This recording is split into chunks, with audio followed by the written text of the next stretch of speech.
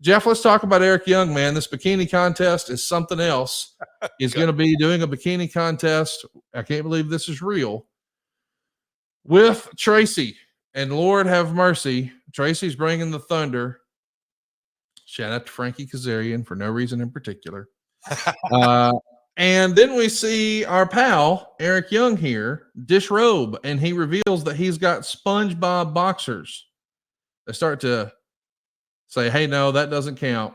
You can't get away with these SpongeBob boxers. That's not a bikini. You did not follow the mission. You didn't handle business properly here. So he strips down from that, and he's got SpongeBob bikini briefs.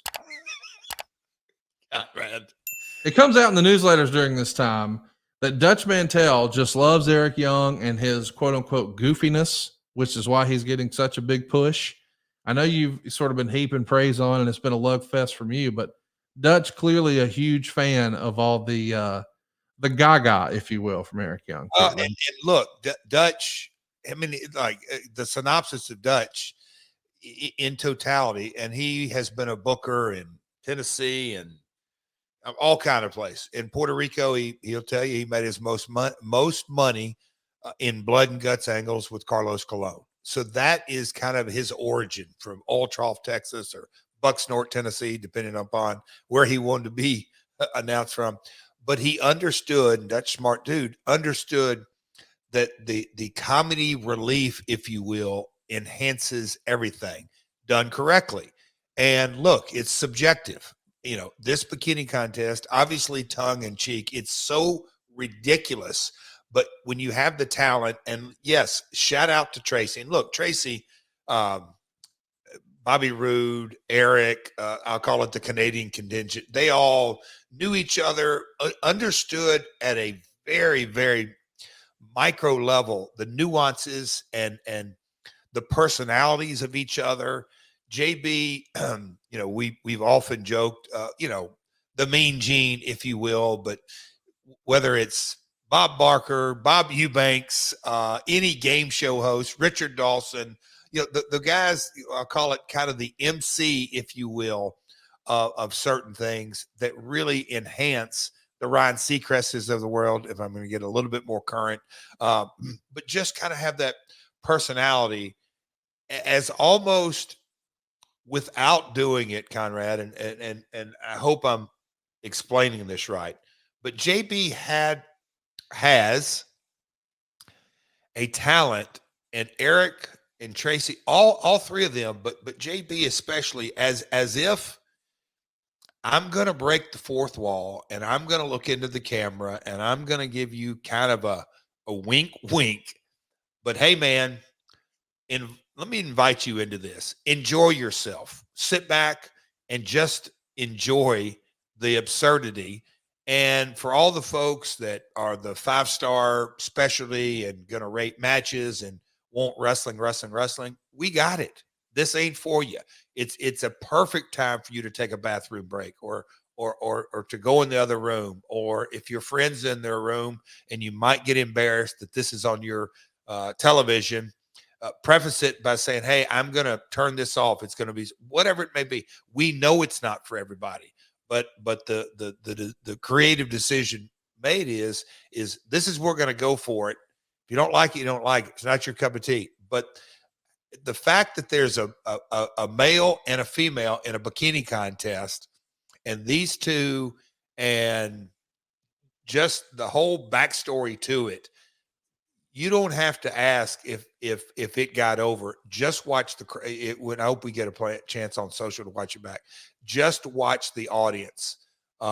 Not a 5-star, but you know what, Conrad? This may be the first 5-star bikini contest in the history of professional wrestling, because it was a 5-star bikini contest. In early 2008 at Destination X, we see the debut of Super Eric.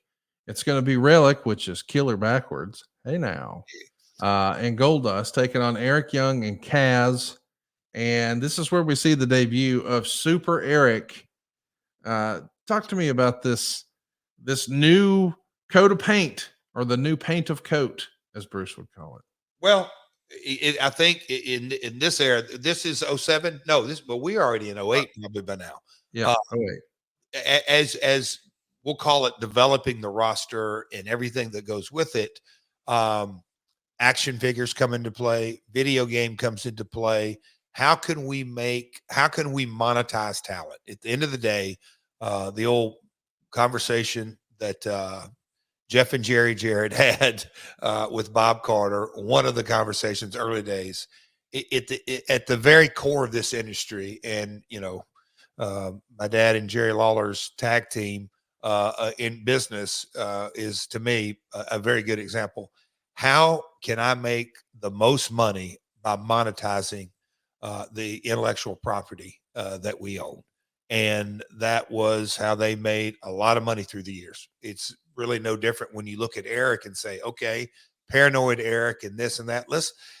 Can anybody pull off a superhero? Because a guy that went from being scared of his shadow, let's create it and give him a superpower, and now he's Super Eric. So yes, there was talks of action figure, just all the above as far as monetization, but it's the evolution of Eric and TNA.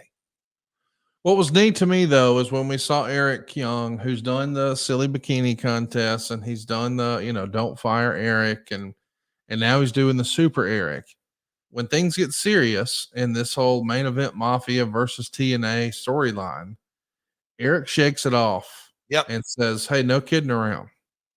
Serious business. Yep. Serious Eric Young time." Now he's no longer scared of the pyro. He's just a badass. The idea that he's got these different levels to his character and he can sort of shift gears, that makes him a very unique talent to have in your roster. If you're from a storytelling perspective and somebody putting the show together, he's showing you, man, he can wear so many hats. So Conrad, and I hope we can find this on social, and I'd give anything if we had the outtakes. But me and Eric did a deal in probably 06, 07, 08.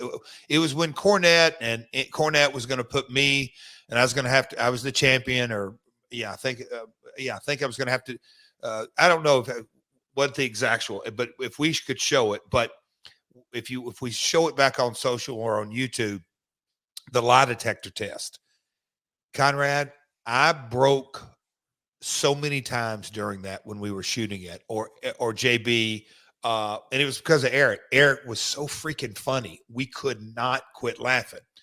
But the reason I bring that up is that when I to this day, I'll carry it with me. When Eric wants to make me laugh, he was at Capital City Clash and had fun, and he goes out, of course, and tears the house down and all that. But if Eric wants to make me laugh, he's a super funny guy. He'll make anybody laugh. But when it was time to flip the switch,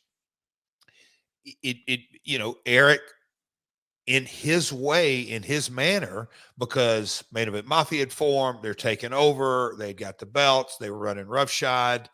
You look, other than the math promo with Steiner, and maybe the paparazzi with Kevin Nash, but Sting, Kurt, when they came together, they were dead serious, and there was a lot of bite to five guys that all made their name outside of TNA. Well, when you had AJ Styles and go through the list of talent that had all come up with their legitimate blood, sweat, and tears from the Asylum days, yeah, that is a great shot right there. I mean, Samoa Joe, AJ Styles, Consequences Creed, ODB, Eric Young, Petey Williams. Petey Williams. When you look at the talent, all of those guys had really cut their teeth. There's the Motor City Machine Guns, Jay Lethal in the background. Those are all guys that were making their name. And so you could not have gotten a more core group of guys that really believed in the industry, in that we are going to be the breakout stars. And why? Because we put in the work.